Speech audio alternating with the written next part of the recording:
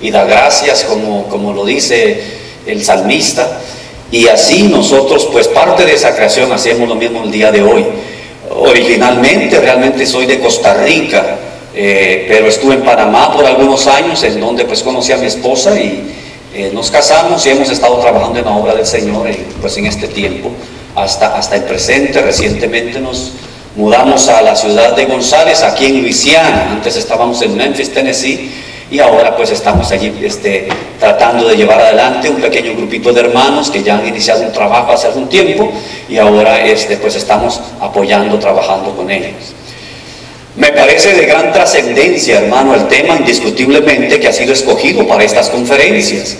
Tanto los temas que están subordinados al concepto general que estamos analizando en esta serie, estos temas subordinados encontrados en el Evangelio de Juan, el capítulo 17, el cual, como todos sabemos, es una magnífica oración de Cristo Jesús, que hablaremos un poquito de ello, pero como todas las oraciones, hermanos, manifiesta el más profundo sentimiento y anhelo de quien la hace.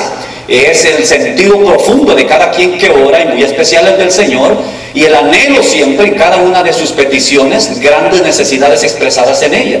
No hay duda que era un anhelo profundo de Cristo Jesús, que dedicara todo este tiempo y que Juan dedicara todo un capítulo para registrarla ahí en el Nuevo Testamento. Aparte de ello, pues, el tema general, conexión, indiscutiblemente, hermanos, que como dije yo, es de gran trascendencia, importancia y necesidad. Conexión me hace recordar muchos textos de la Biblia, hermano, entre esos Efesios capítulo 4, versículo 16, que todos conocemos bien, donde habla allí de que todo el cuerpo bien concentrado y unido entre sí por todas las coyunturas que se ayudan mutuamente, según la actividad propia de cada miembro, recibe su crecimiento para ir edificándose en amor. Efesios 4, 16. De manera que cuando usted piensa en conexión, hay un montón de figuras, de analogías que pueden ser utilizadas para ilustrar este concepto. Bien lo han hecho los hermanos, los que habrán puesto atención se habrán fijado que en cada mesa hay la pieza de un rompecabezas. Cuando llegué y las vi, inmediatamente me pregunté, ¿qué pasa si las ponemos juntas? ¿A qué llegaríamos? ¿Verdad? ¿Será que de repente hay alguna dinámica por allí en relación a eso? No sé si pensaron en eso los hermanos, pero se me ocurrió cuando las vi. Y efectivamente, si las pusiésemos juntas, es probable que a algo llegamos. Si bien es cierto, no una figura totalmente clara, por lo menos sí algo importante, y es a que estas piezas individuales lleguen a estar, valga la redundancia, conectadas, y en alguna manera nos den luz con respecto a algo que puede mejorarse tal vez, pero ya arrojarían alguna luz. Bueno, es una ilustración estupenda esa del rompecabezas, pero ¿cuántas otras? El mismo cuerpo, y es la que usa Pablo allí en Efesios capítulo 4, coyunturas, según la actividad propia de cada miembro. Las coyunturas que se ayudan mutuamente con un propósito muy particular, recibe su crecimiento para ir edificándose en amor.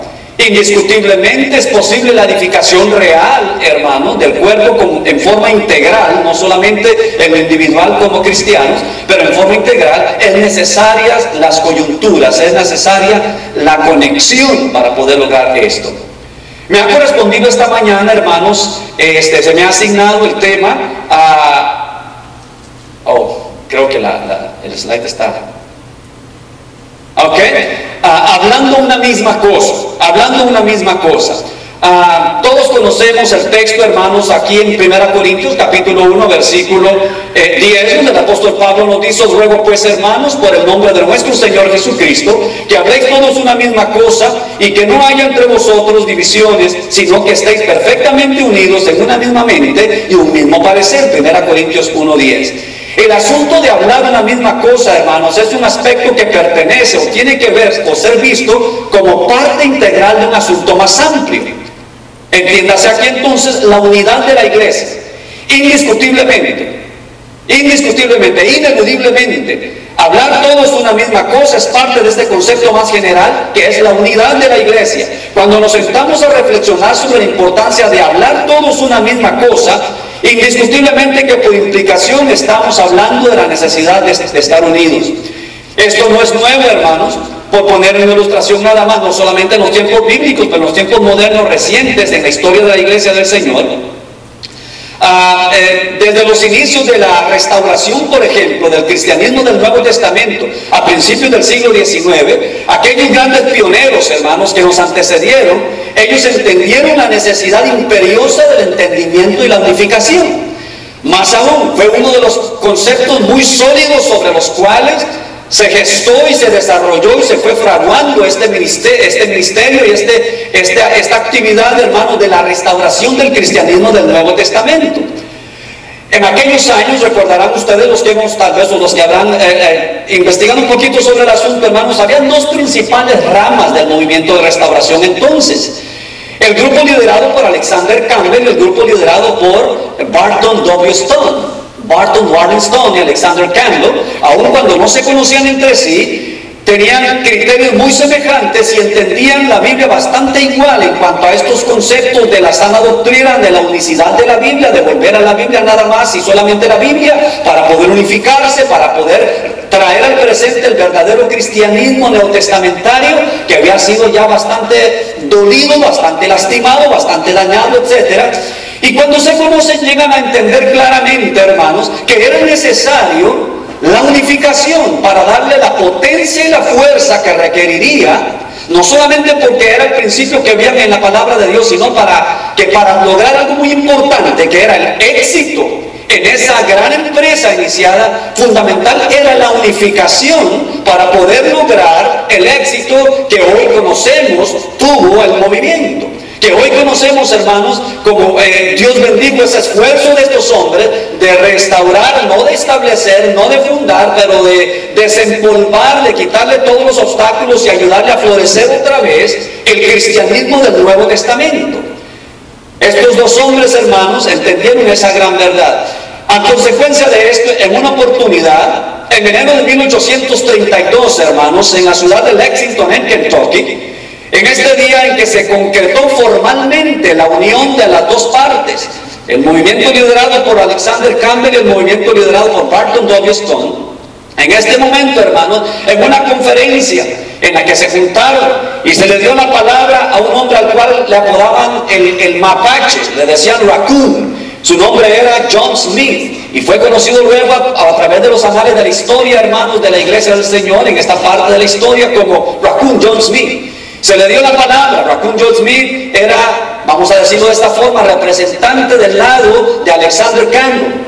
Y cuando se le dio la palabra en esta gesta, hermanos, en que se juntaron ellos para hablar de la posibilidad de estar juntos y ya dejar cualquier diferencia, cualquier cosa que estuviera entorpeciendo la verdadera unidad, dijo estas palabras que tienen ustedes allí en el screen, en la pantalla. Mis hermanos, dijo Raccoon John Smith, no seamos más campbellistas o estonistas, nueva luz o vieja luz, o cualquier otra clase de luces, sino acerquémonos a la Biblia sola, como el único libro en el mundo que nos puede dar toda luz que necesitamos. Estas palabras las dijo este señor, hermanos, este gran predicador. Acto seguido se dieron las manos, se abrazaron y a partir de allí fue un solo bloque como Iglesia de Cristo, como hermanos cristianos que echaron a andar aquella gesta gloriosa que vino a ser de bendición y vino a ayudar al esparcimiento del cristianismo, hermanos, en todo el mundo, incluyendo nuestra querida Latinoamérica, en donde en su momento llegó también la verdad gracias a la voluntad de quienes nos antecedieron de querer trabajar juntos. Entendieron la necesidad imperiosa de trabajar juntos, hermanos. Ahora, esto no es solamente mentalidad humana. Ciertamente lo que tenemos allí, hermanos, es los más hermosos pensamientos de un hombre de la era moderna que quiso y entendió la importancia de la unidad. Pero esto no es nuevo, hermanos. Ya la palabra de Dios, desde...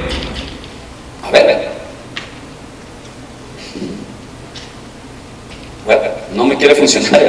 Ok.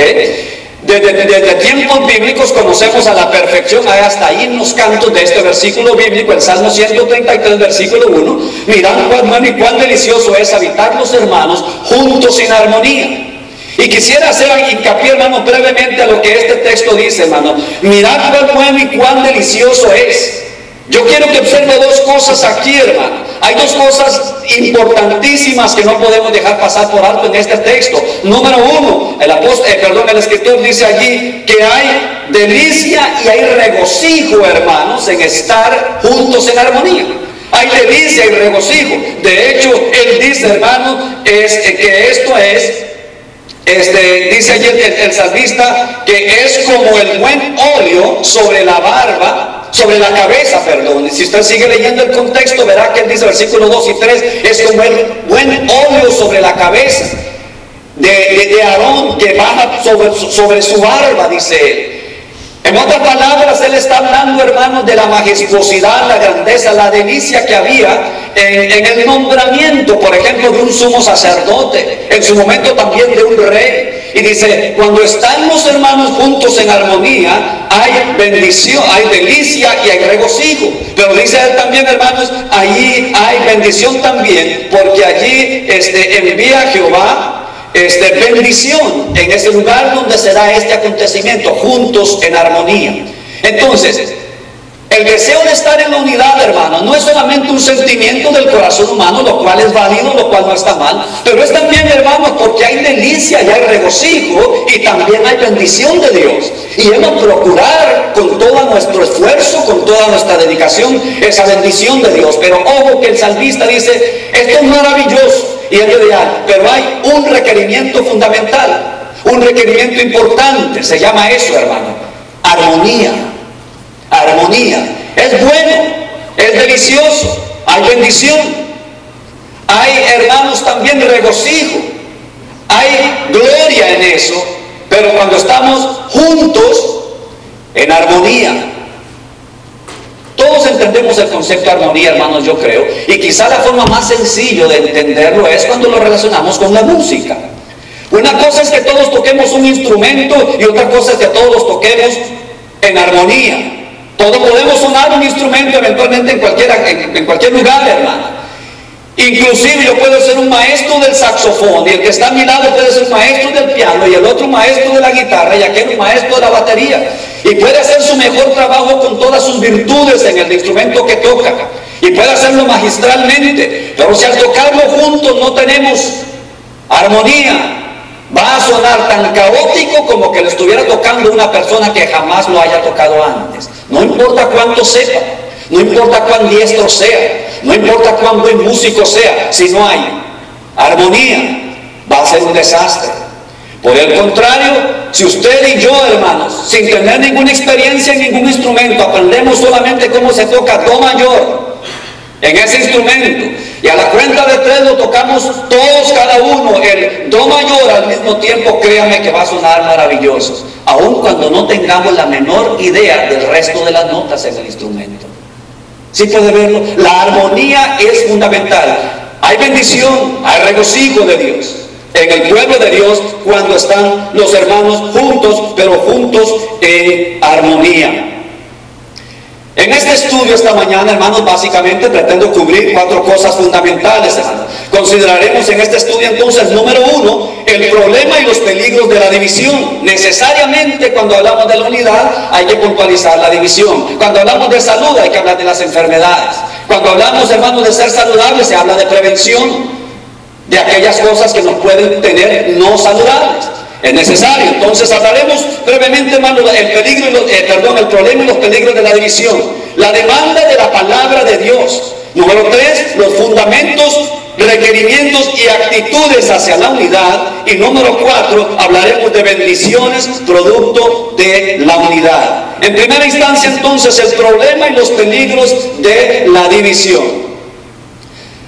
Es importante ver esto en relación a la división, hermanos, y quizá es la característica o la cualidad que merece ser resaltada. Habrá muchas otras cosas más y quiero aclarar, es obvio y es seguro, hermanos, que todo lo que se pudiera decir acá sobre cada una de estas cosas no había espacio para hacerlo, pero por lo menos algunas que pueden sobresaltar, que pueden subrayar enfáticamente el concepto o la idea general que queremos aprender en esta mañana. Hay muchas cosas que se pueden decir, pero sobre la división, hermanos, déjenme decir que sobre todas las cosas es la forma más efectiva de destruir una obra.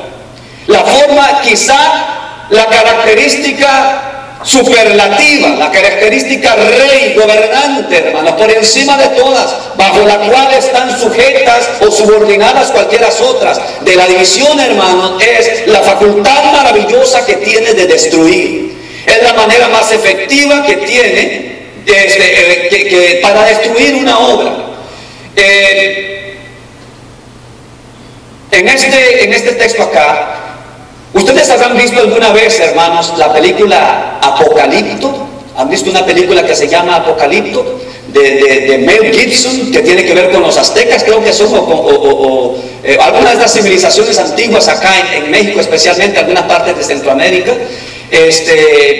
Pero bueno, la primera escena de la película, incluso antes de que aparezca el puerquito ese, ya están cazando y lo matan, antes de eso, dura solo unos segundos, está esta lectura allí, hermano.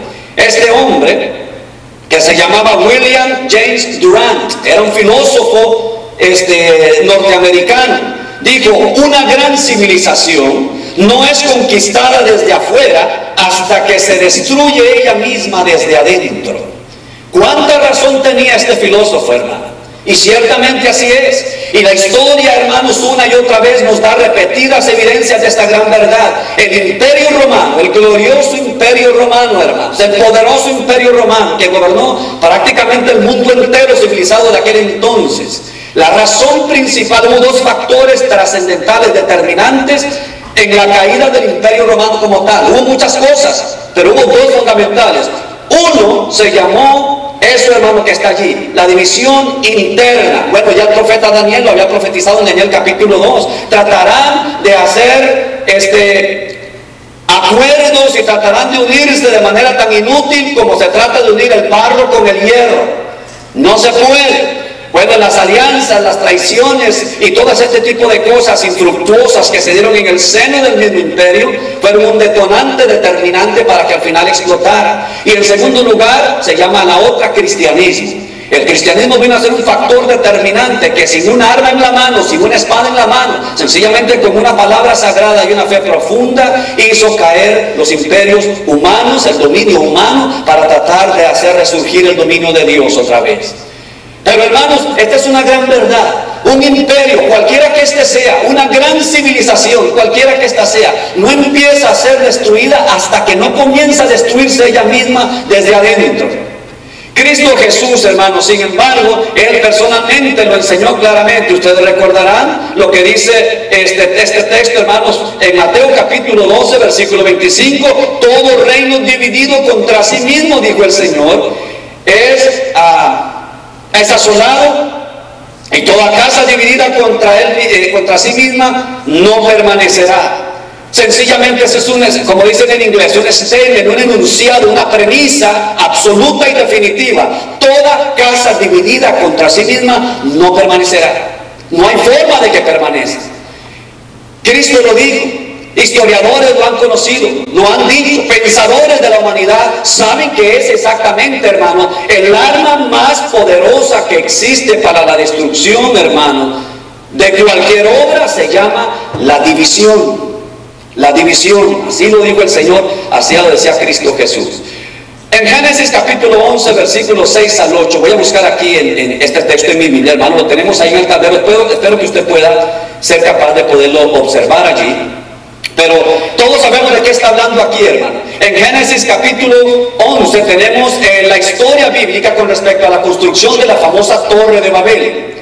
Y aquí, hermanos, hay algo interesante que llama poderosamente la atención. En estos, incluso esta gente malvada que nos deja grandes lecciones. Si usted se fija bien, hay lecciones incluso en los impíos allí en la Biblia. Pero en este texto, hermanos, de Génesis capítulo 11, versículos 6 al 8, vamos a leer este texto, dice la palabra de Dios allí. Y dijo Jehová, yo quiero que usted vea quién lo dijo en primera instancia. Y dijo Jehová, he aquí el pueblo es uno, y todos estos tienen un solo lenguaje. Y han comenzado la obra y nada les hará desistir ahora de lo que han pensado hacer. Ahora pues, descendamos y confundamos allí su lengua, para que ninguno entienda el hablar de su compañero. Así los esparció Jehová desde allí sobre la faz de toda la tierra, y dejaron de edificar la torre. Dejaron de edificar la torre, dice allí la palabra de Dios. Yo quiero que usted observe unos detalles aquí importantísimos, hermanos. La idea general que quiero presentar acá. Cuando estos hombres iniciaron esta empresa magistral, hermano, que para el tiempo, la época, la historia, la tecnología, el conocimiento, etcétera, etcétera, que se tenía para entonces, hermano, era una obra titánica, era una obra magistral, hermanos, casi impensable lo que estaban haciendo. Pero estaban teniendo éxito, estaban haciéndolo, hermano, y no había poder humano alguno que los detuviese. Hay 4 características de estas personas allí. No nos vamos a detener ahora en esto, y quizás para los que quieran tomar nota, un buen sermón allí, hermano. Características fundamentales para hacer una obra gigante y ser exitosos. Tenían un mismo lenguaje, tenían determinación, trabajaban juntos y se comunicaban. Dios del cielo, hermano, observa lo que están haciendo y dice: ellos están yendo en contra de mi voluntad, pero no hay poder humano alguno capaz de detener a esta gente. Habla probablemente con el resto de los personajes o de los seres en la divinidad y le dice: ¿saben qué? Vamos a tener que ir nosotros mismos. Nosotros somos los que vamos a tener que hacer algo. ¿Y sabe usted qué fue lo que hicieron, hermana? ¿Sí lo vio? ¿Qué fue lo que hizo Jehová, hermana? Vamos a confundir su lengua. No vamos a ir con los poderes de los rayos como Zeus en la mitología griega, hermanos, y lanzar rayos allá y que destruya la torre. Eso puede destruir por fuera físicamente el producto de lo que se está haciendo, en la medida en que el origen, hermanos, el origen, la causa de un efecto no se ha tocado, el efecto puede resurgir otra vez. Es por eso que en el movimiento de restauración tuvieron tanto éxito quienes gestaron este movimiento, porque la palabra de Dios, hermano, Lucas 8:11 dice que la semilla es la palabra de Dios. Y mientras la semilla esté viva, mientras la semilla se mantenga, entonces el resultado va a ser siempre, tarde o temprano, que produzca, y en este caso que produzca cristianos. Cuando la tumba del rey Tutankamón se encontró en Egipto hace muchos años atrás, hermano, se encontró en la tumba, entre los tantos tesoros que había, curiosamente semillas. Ustedes saben que los egipcios creían que en la muerte era un largo viaje en el cual había que agenciarse todo lo necesario para ese viaje largo. Entre esas cosas ponían comida. Se encontraron semillas de trigo, hermano, de trigo tan antiguo que es una variedad que ya había desaparecido. Trigo de la variedad del que comía el emperador Tutankamón allá en Egipto, que comían los egipcios miles de años atrás. Los científicos cogieron esa semilla y la sembraron para probarla. Adivinen qué, tuvieron trigo del que comía Tutankamón. Porque en la medida que la semilla esté presente, hermano, se puede destruir las plantas que surgieron después, pero si tienes semilla y la vuelves a plantar y la cuidas, vuelve a resurgir entonces. Jehová dijo: no es destruyendo la torre que ellos hicieron como vamos a detenerlos, es confundiéndolos para que no se entiendan, que no puedan trabajar juntos, que ninguno entienda al otro, y entonces vamos a detenerlos. Fue la estrategia de Jehová, hermanos. Entonces, ¿qué es lo que tenemos aquí, hermanos? No entendimiento. Esta es la fórmula divina para detener a los hombres impíos. ¿Cuál fue esta, hermano? No entendimiento, igual división, igual esparcimiento, igual fracaso. Esa fue la estrategia de Dios. Cuando Él vio, hermanos, que era solo Él, incluso, ya dije esto, vamos a ir nosotros porque nadie lo va a poder hacer. No hay poder humano que lo detenga. Y lo vamos a hacer de esta manera. Vamos a impedir, repito, que se entiendan. Que no haya comprensión entre, que no hablen una misma cosa. Que no puedan entenderse, que no puedan comunicarse. Que esté cada quien en su página, no entiende la página el uno del otro. Nadie en la misma página. Entonces, dice el Señor allí, es donde vamos a poder encontrar que la obra se detenga. Hermanos, ¿cuál es el problema entonces de la división? Repito, usted puede anotar y probablemente puede hacer una lista, ampliar la lista, pero quiero esta mañana solamente puntualizar uno solo. El problema más serio de la división, hermano, es que es el arma más eficiente para destruir cualquier obra. Es el arma más efectiva para destruir lo que se haya pretendido construir. En segunda instancia, hermano, la palabra de Dios hace algunas demandas aquí en este aspecto. En el libro de Juan, capítulo 17, vamos a volver al texto base de esta serie, hermanos, el capítulo 17 del libro de Juan. Y vamos a leer allí en el versículo 11. Juan, capítulo 17. El versículo 11 dice la palabra de Dios allí: y ya no estoy en el mundo, dice el Señor Jesucristo, mas estos están en el mundo, y yo voy a ti. Padre Santo, Padre Santo, dice Cristo, a los que me has dado, guárdalos en tu nombre, para que sean uno, así como nosotros. Hermanos, Cristo dice aquí algo muy importante. ¿Cuáles son las demandas de la palabra de Dios? Voy a mencionar dos cosas importantes aquí. Número uno, hermano, fue una de las cosas por las que Cristo fervientemente oró al Padre. No sé qué tanto usted ha estudiado la oración de Cristo en Juan capítulo 17. Hay 4 cosas básicas por las que Cristo oró en esta oración por sus discípulos. En la clase que tendremos después, creo que mañana, con su servidor, vamos a hablar un poquito de estas cosas. Pero hermanos, si usted observa bien esta oración de Cristo Jesús aquí en este contexto, hermanos, es una ferviente oración, hermanos. Como dije anteriormente, refleja las profundas emociones de sentimientos de quien ora. Cuando usted y yo oramos, hermanos, vamos con todo el deseo y el anhelo de que lo que estamos pidiendo se nos cumpla. De que nadie va a orar y decir, bueno, no importa si cumpla o no, eso es secundario. No importa, me da igual si se cumple o no, al contrario. Especialmente cuando son necesidades. Especialmente, hermanos, cuando usted ora por gente a quien ama. Cuando ora por sus hijos. Cuando ora por su esposa, su esposo, cuando ora, hermano, por gente cercana a usted que puede estar mal, y fervientemente usted desea de todo corazón y hasta llora quizá, porque el anhelo profundo suyo es que el Señor le conceda lo que está pidiendo. Este es el caso de Cristo acá. Y es interesante que esta oración es dicha inmediatamente después de la última lección formal dada por Cristo Jesús a sus apóstoles durante su ministerio terrenal. No es lo último enseñado por Cristo mientras estaba todavía acá. Después de que resucitó, enseñó algunas cosas todavía. Pero esta oración fue hecha, hermanos, después de la última lección. Vea usted Juan 16:33. Juan 16:33 dice: estas cosas os he hablado para que en mí tengáis paz. En el mundo tendréis aflicción, pero confiad, yo he vencido al mundo. Esta es la última lección oficial de Cristo Jesús en el Nuevo Testamento, en su ministerio oficial formal en la tierra, lo que es considerado como sus 3 años de ministerio. Repito, enseñó muchas otras cosas más después de su resurrección, pero formalmente dentro de su ministerio terrenal de 3 años, esta fue la última lección formal que él hizo. Y le dice: te voy a decir algo, va a haber aflicción acá. Tienen que llenarse de confianza y de fe y de esperanza en mí, porque ¿saben qué? Yo he vencido al mundo. El mundo se va a oponer, pero yo lo vencí. En otras palabras, si están en mí, ustedes van a vencer el mundo también.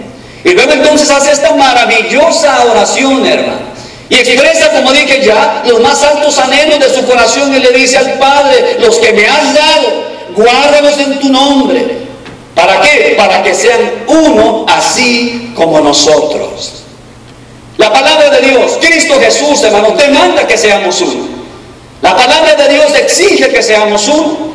Cristo dice aquí al Padre, repito, hermano, su profundo anhelo: Señor, una de las razones por las que estoy orando es esta, por favor, ellos van a tener aflicciones en el mundo, y esto es suficiente para que tengan ya bastante trabajo para mantenerse vivos en la fe.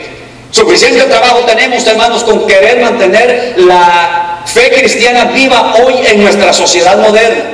Y esto da para una conferencia de un mes, hermano, hablar de qué está pasando en nuestra sociedad hoy y los retos de la fe cristiana frente a los acontecimientos de la era moderna y la sociedad en que vivimos hoy. Recientemente, estaremos mencionando, ustedes lo saben, ya hasta ahorita se queda uno pensando un poquito si en el púlpito mencionarlo o no, porque como ya es legal y cualquier señalamiento del asunto pueden venir y llevarte a la cárcel.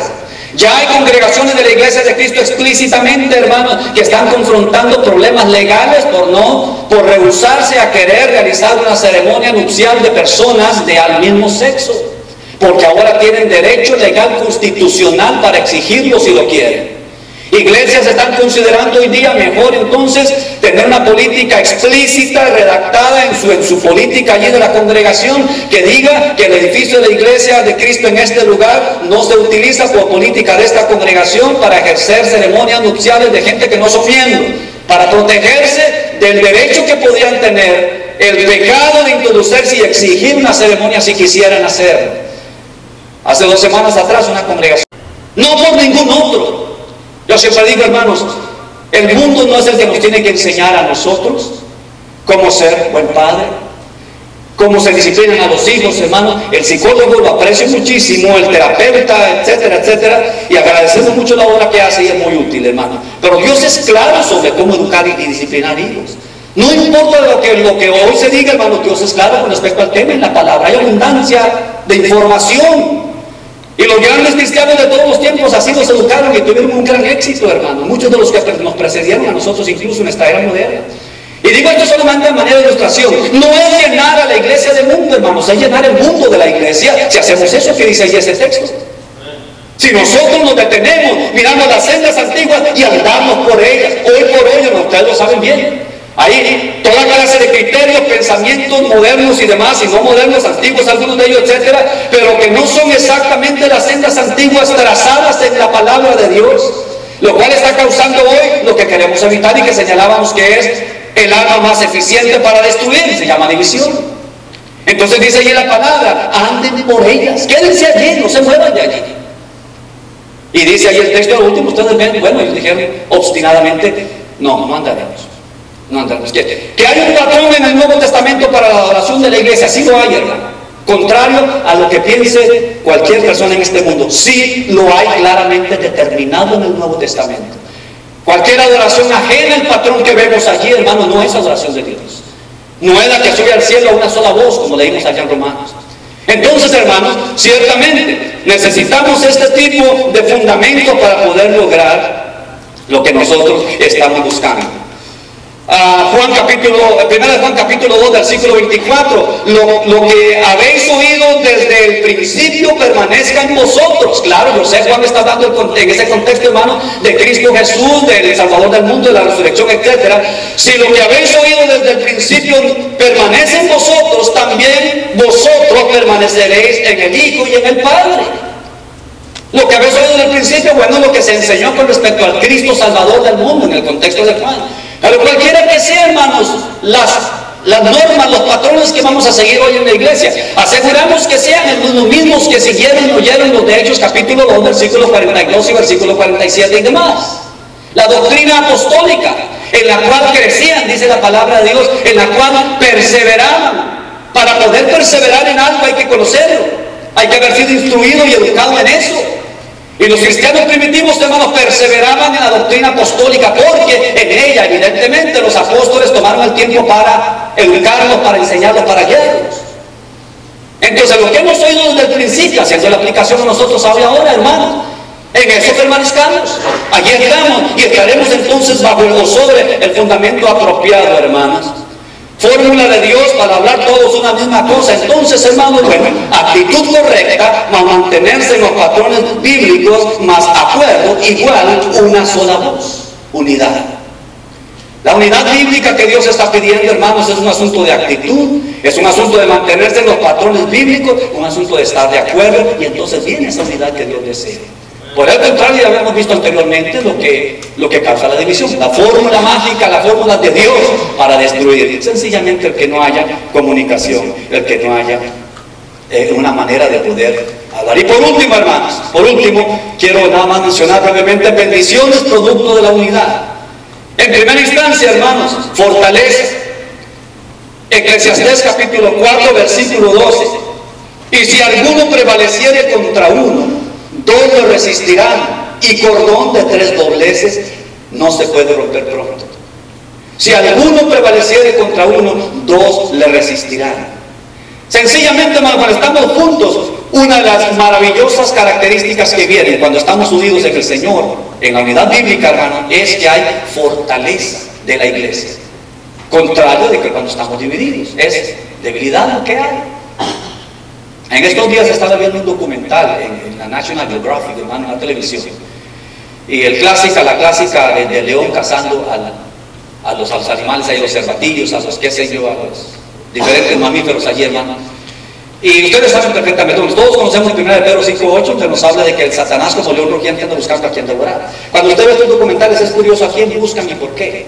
Usted ve las manadas, ¿a quién buscan siempre, hermano?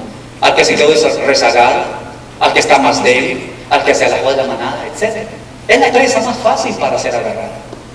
Por otro lado, estaban tratando unos leones de atrapar un búfalo. Y una de las cualidades interesantes del búfalo, no sabía eso yo, pero es uno de los animales más agresivos, hermanos, del África. No pareciera que le diría que otro, pero dice que el búfalo es sumamente agresivo. Y tan agresivo, hermano, que cuando comenzó a atacar a uno de los que estaban quedando rezagados, se vino toda la manada junta toda la manada, y comenzaron a atacar al león y lo mataron. Lo terminaron matando, hermano. La manada de búfalo mataron al rey de la selva. Por una razón muy sencilla: lo que no pudo hacer uno solo, lo pudieron hacer todos en conjunto. Matar al enemigo.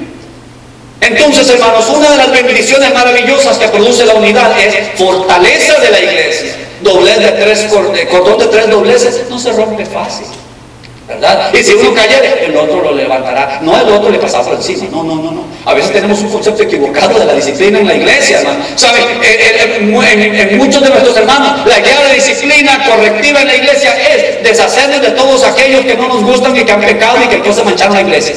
Tan pronto como vamos a deshacernos de eso, nos vamos a hacer de él para terminar. No, hermano, ese no es el concepto de disciplina bíblica. La única razón, hermano, por la cual buscar un hermano que cayó en pecado y usted no reportó el pecado que usted quiera, es para restaurarlo y que llegue al cielo conmigo. Esa es la razón, hermano. No porque por fin tengo una herramienta aquí ahora, una justificación para sacarlo de una vez por todas. Ya me tiene cansada. De repente es un predicador allá, ustedes saben, a veces en las congregaciones, hermanos, tenemos hermanos que son a veces difíciles de lidiar, ¿cierto o no, hermano? A veces es un poquito incómodo y bueno, y estamos de ojalá pasar algo para poder deshacerme de esto de una vez por todas, Señor, que ya me ha sacado más canas de las que debía tener, ¿verdad? No, hermanos, eso es una actitud carnal. La razón por la cual la disciplina existe es exclusivamente para restaurar al pecador para que llegue al cielo conmigo, hermano. Cuando yo llegue al cielo, mis amados hermanos, yo deseo de todo corazón, si el Señor me da la oportunidad de llegar, de ver a todos sus rostros, hermano. Y que cuando suene esa trompeta, cuando suenen esos nombres, de todo corazón yo quiero ver la mano de cada uno de nosotros. Sí, Señor, aquí estoy. Y Dios permite que yo pueda levantar la mía también, hermano. Y qué bueno, hermano Carlos también pudo llegar. Sí, hermano. Eso es lo que el Señor desea. Hermanos, otra bendición que hay allí es el crecimiento y madurez de la congregación local. Ya lo leímos, Efesios 4, 11 al 16. Y por último, este texto quisiera leerlo ya para terminar. Yo no sé si el tiempo ya se me venció y quizás me fui más lejos de lo que debía, hermano, pero un último texto, por favor. Vea esto, qué maravilla, hermano. Es uno de los textos que a mí más me gustan en el Nuevo Testamento porque ilustra de una manera hermosa esto de la unidad, y cuando trabajamos juntos en la misma página y logramos esto. Lucas capítulo 5, versículo 1 al 7. ¿Se acuerdan de la pesca milagrosa, hermano? Mira lo que dice allí. Aconteció que estando Jesús junto al lago de Genesaret, el gentío se agolpaba sobre él para oír la palabra de Dios. Y vio 2 barcas que estaban cerca de la orilla del lago. Y los pescadores, habiendo descendido de ellas, lavaban sus redes. Y entrando en una de aquellas barcas, la cual era de Simón, le rogó que la apartase de tierra un poco. Y sentándose enseñaba desde la barca a la multitud. Cuando terminó de hablar, dijo a Simón: boga mar adentro y echad vuestras redes para pescar. Respondiendo Simón le dijo: Maestro, toda la noche hemos estado trabajando y nada hemos pescado, mas en tu palabra echaré la red. Y habiéndolo hecho, encerraron gran cantidad de peces y su red se rompía. Entonces hicieron señas a los compañeros que estaban en las otras barcas para que viniesen a ayudarles, y vinieron y llenaron ambas barcas de tal manera que se hundían. Dios permita, hermano, Dios permita que cuando echemos ahora nuestras redes al agua en el nombre de nuestro Señor Jesucristo, hermano, nuestra barca comienza a hundirse porque ya no caben los peces. Y yo puedo entonces tener que llamar aquí al hermano Alonso y decirle: hermano Alonso, necesito que vengas, hermano. Vengas. Y que me diga: Alonso, hermano, pues yo necesito lo mismo también. Y entonces poder llegar, hermano, y que la barca de la iglesia de Cristo en Sulphur Springs, y la barca de la iglesia de Cristo en González, y la barca de la iglesia de Cristo, hermano, sea cual sea su congregación, Hickory Knoll, allá también cerca de Luisiana, donde está el hermano José Luis Campo, y cualquier barca que sea la suya, hermano, podamos tener que trabajar duro, tengamos que trabajar hasta estar exhaustos, hermano, porque se están hundiendo de la cantidad de peces por dos razones. Número uno, echamos las redes al mar en el nombre de Cristo Jesús. Y cuando no pudimos, hermano, hubo montones de barcas que dijeron, hermanos, aquí está, vamos a sacar cosecha para toda la iglesia del Señor en esta tierra. Y que se cumpla Daniel capítulo 2, versículo 35 en adelante, que aquella pequeña piedra que cayó a la tierra fue hecha un gran monte que llenó toda la tierra. Dios les bendiga, hermanos. Gracias.